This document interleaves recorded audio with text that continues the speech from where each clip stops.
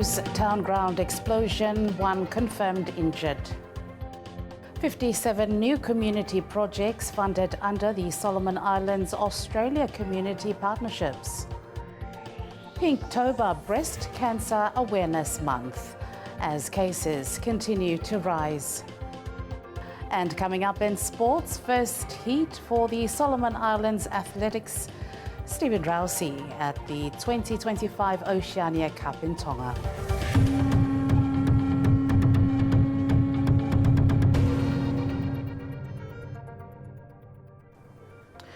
Hello and welcome. I'm Lisa Ossifello. First up in the Bulletin, an explosion occurred this evening, Thursday, near the Town Ground Stadium adjacent to Osmart. It is confirmed that the explosion resulted in one casualty. The explosive ordnance disposal team has now sealed off the site until a thorough scan is carried out. According to reports, a fire has triggered the explosion and further investigations will be done regarding the incident. Tavuli News spoke to the Deputy Director supervising EOD regarding the blast. Viewers caution, footage shown may be distressing for some. Permission was granted from the victim. Explosion happened evening today. He confirmed from one fella UXO. However, fire now he got up him as a story he come out from people where okata stay around lo area. That fella fire he been stay lo there since Monday lo this week.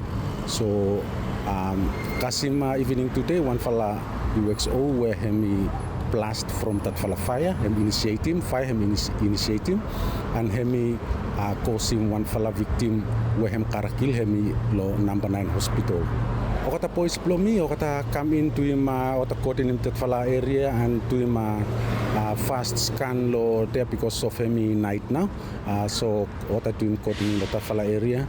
By tomorrow mi fella continue for to him proper scan more lo that fella place if any UXO him around that fella place more. Me just ask him no more public for stay out from area where police him caught him so that mi fella come in tomorrow, mi fella come in to him waka properly lo that fella area. According long fragmentation so kata officer plomi o take him suspected 90 millimeter projectile where about the size long or hand blow you mean no mana. Me just like for asking people no more please no welcome any fire or outside law kata houses or kata residents blow you me. Always take them safe measures time you like lighting fire or rubbish. Yeah, otherwise UXO semi still around long town blow me, so always take them safe measures. Situation blow him serious, but it depend on lo other doctors and other nurses lo number 9. Him lo hand lo other doctors and nurses lo number 9. Unexploded ordnances continue to pose serious risk and daily threat to the people of Solomon Islands, mostly war remnants from World War II. Tavuli News will soon launch a short documentary titled The War Below, a documentary that features survivors of unexploded ordnances. Whose war was it and who paid the price? A production supported by Aotearoa New Zealand's Pacific Media Fund, a collaboration between 9 Islands Media of New Zealand and Tavuli News, which will be broadcast to 15 Pacific Island countries, including Solomon Islands, next month in November. Today, Thursday, 57 new projects under the Solomon Islands Australia Community Partnership Awards were announced, hosted by the Australian High Commission. The initiatives, totaling over 13 million Solomon dollars in direct funding, aim to support rural communities by building small-scale infrastructure, creating local jobs and strengthening community development across the country. The event was attended by Prime Minister Jeremiah Manele, members of Parliament and community representatives.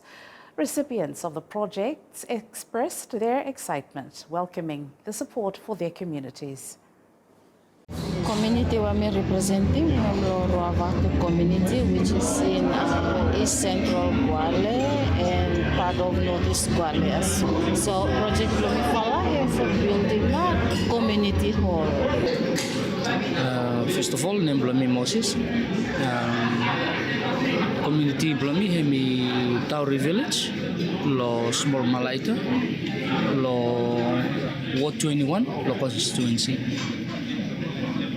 Project Blomifala hemi water supply. We are happy too much because by him really helping now the people of the community, especially or the women Blomifala, or the bikinis, the girls, or the boys, and or the elderly Blomifala because water hemi one fala issue and him really affecting the activities of the community too. So I'm happy that me fala Australia hemi awarded me fala this fala project. Yes, we were happy too much for come represent tonight the community Blomifala for award where we have been receiving community project for water supply. For me, I meaning that by life is easy, especially for the elderly Blomifala or the vulnerable, but also by him also encouraging healthy living, hygienic living, and access to healthy drinking water. Yeah, for so long, our community has been safety block people at risk, especially at night. And then as more young people or involved in some activities where no good, hence have a costing risk to people that want to walk about. So with the street light, we believe that safety block people by improved and people by enjoying to walk about the community, especially at night. So him big challenging for me for since Bamifa got him this for opportunity Bamifa awarding water. We were thinking to us as far as partnership with Australia for awarding for water supply. Project Blomifala solar power project for classroom and dormitories for the students. Kimosim, Australia have open for what kind help possible. Me fala think by easy for some things where me fala for me team with them own strength. Me fala so because by me fala apply more for any future project Australia have open up. The month of October is Pinktober, which is Breast Cancer Awareness Month. It is an international campaign to increase awareness of breast cancer, support survivors, a disease that affects millions worldwide. Now this year in Oceania, many mark the day either wearing the pink ribbon as a global symbol of the month or wearing pink with an awareness about the fast-growing number of breast cancer cases. Dr. Andrew Soma, who works as an oncologist at the country's only cancer unit at the National Referral Hospital, says the numbers of breast cancer has been steadily increasing over the years, with 1 in every 4 cancer cases is breast cancer, with a rate of 1 death every day to cancer. 2020 global cancer data been released and shown also that there's a change from 2020 and come up. And now I'm shown that breast cancer na I'm leading. Cancer Milo Solomon Islands, and surprisingly followed by prostate cancer. Cancer block man, M2 second this time, according to global can data, and then the third is cervical cancer. So 3 falana or same most common cancer Milo Solomon Island at the moment. I think have come to as recent as 2022. So yeah, Animilo Solomon, according to WHO, you got 1 falaman hem dialo cancer every day. Milo Solomon, yeah. So 1 death per day lo cancer. And 1 out of every 4 cancers have breast. So breast cancer constitutes 1/4 of all the cancer where in the Solomon Islands. Yeah. With this worrying statistics, more emphasis is placed on the importance of early detection through self-examination, screening and regular checkups. Minister for Police, National Security and Correctional Services, Jimson Tanangata, has reaffirmed the government's commitment to addressing the ongoing threat of unexploded ordnance in Solomon Islands. Speaking at the National UXO coordination this week, Tanangata highlighted the need for stronger coordination and innovation to manage UXO risks. He said the new national UXO policy, the upcoming UXO legislation and creation of a UXO division will strengthen national response efforts. Tanangata thanked international partners including United States, Japan, Australia, New Zealand, UNDP and the Hallow Trust for supporting clearance operations and capacity building. He said collaboration is key to making Solomon Islands safer and UXO free. This week, Breast Cancer Awareness to end the month of October was received by many organisations. These organisations include Solomon Power, NPF, Bread Bank, FFA and the Office of the Prime Minister. Dr. Soma of the Oncology Department at the National Referral Hospital led the awareness and reveals that breast cancer is the leading cancer today. According to what mi fala cancer unit number 9 when mi fala waka, I think the most highest patients who come taking treatment is breast cancer. Breast cancer patient na constitute the highest number of patients come receiving cancer treatment chemotherapy unit mi fala.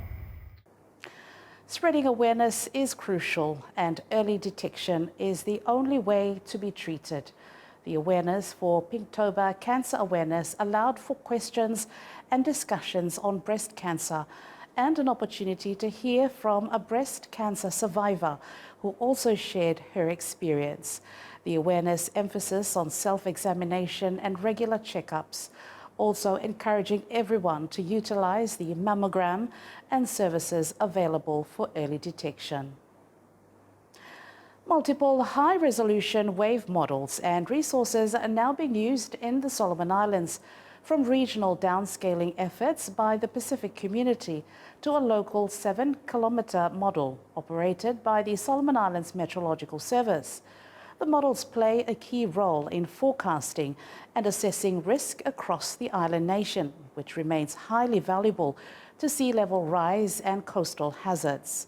Dr. Alik Haruhiru, Director for Solomon Islands Meteorological Service, said that this new model is a relief and will help support forecasting in the country.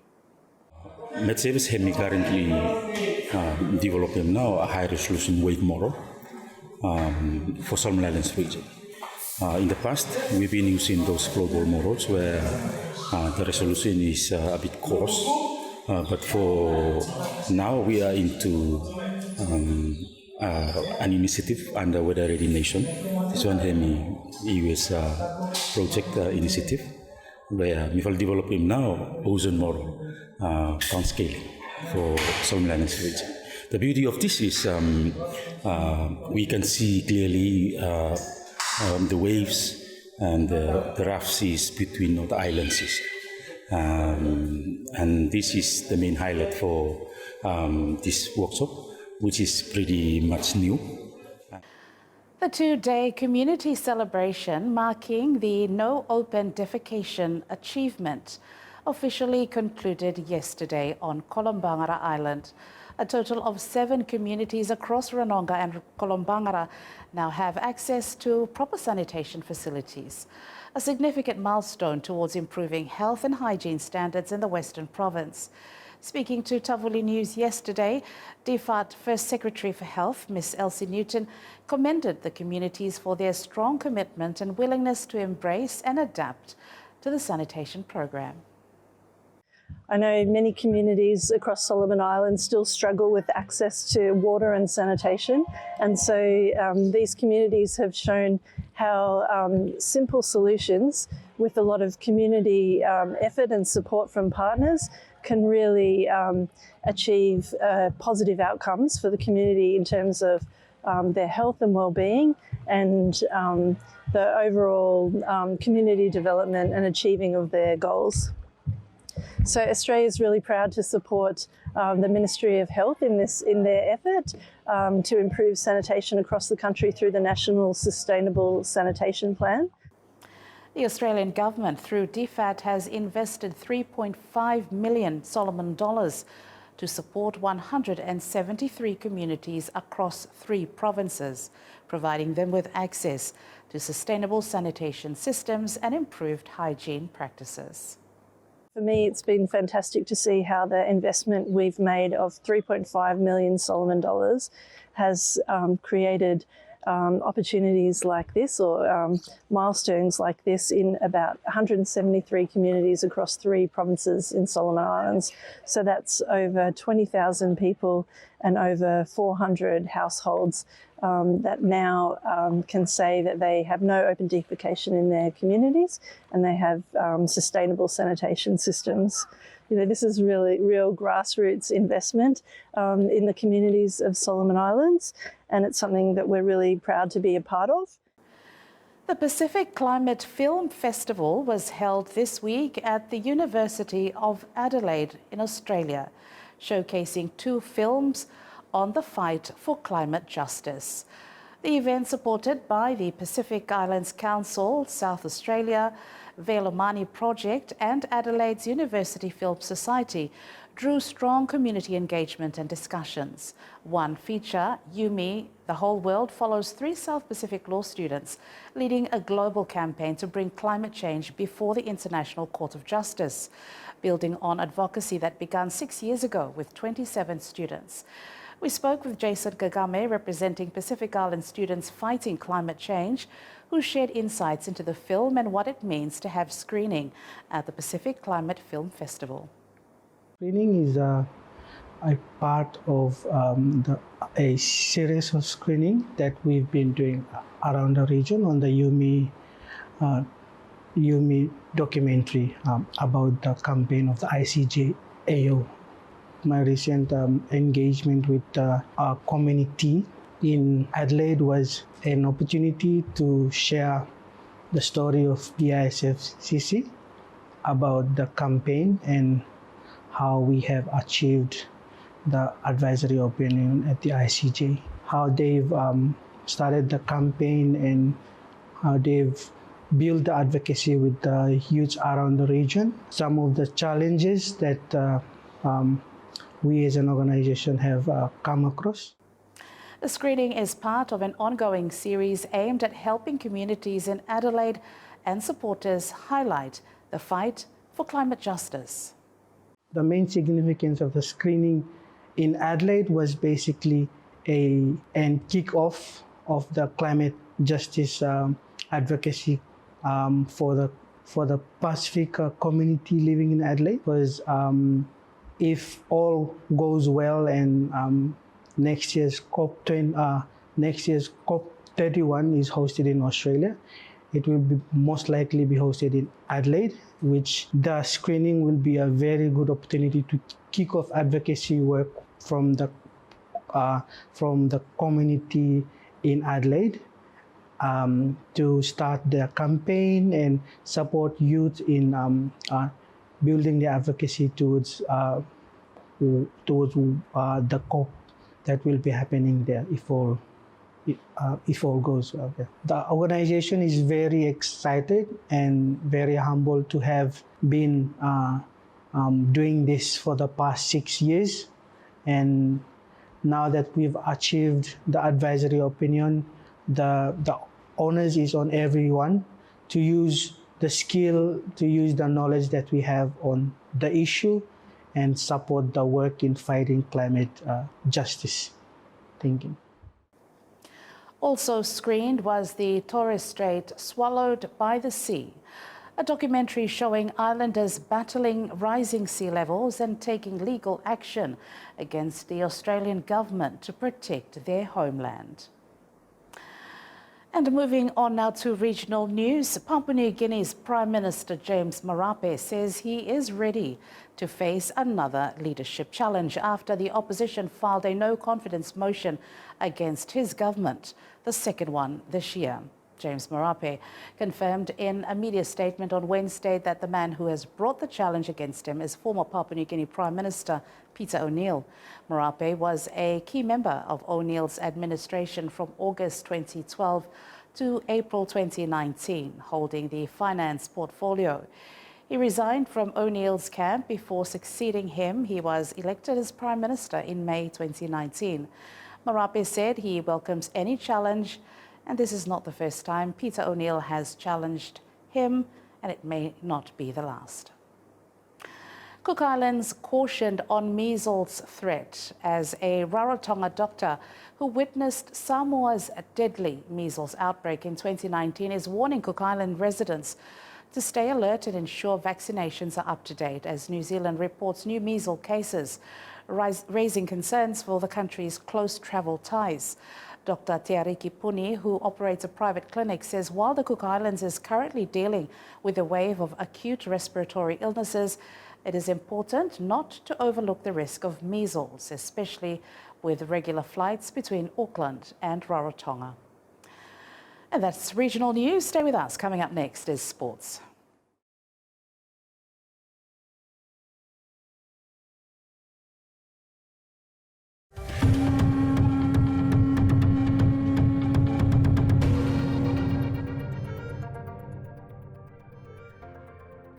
Welcome back. Now in sports, Solomon Islands athletics mid-distance runner Stephen Rauhusi is currently competing in the Athletics Oceania Cup. The Oceania Cup is a senior athletics competition hosted by the Oceania Athletics Association, bringing together athletes from across the Pacific to represent regional teams and compete for the Oceania Cup trophy. The 2025 edition is hosted in Nuku'alofa, Tonga, with Rauhusi's first event, the 1,500 event, clocking a 4.14.98. Yeah, it's a great opportunity for me to meet those athletes. Yeah, some of them I already met them in the previous competitions, and yeah, today too I meet some new friends. Yeah, I'm really happy for that. Today I did my first event, which is 1500. Yeah. I'm really happy with my time. I not really expect the time I get it today because of my preparation. I don't well prepare for this competition due to many situations, a long story. I happy with that. Actually, it's a normal pace I always to run, but to do my preparation and also today a little bit winter.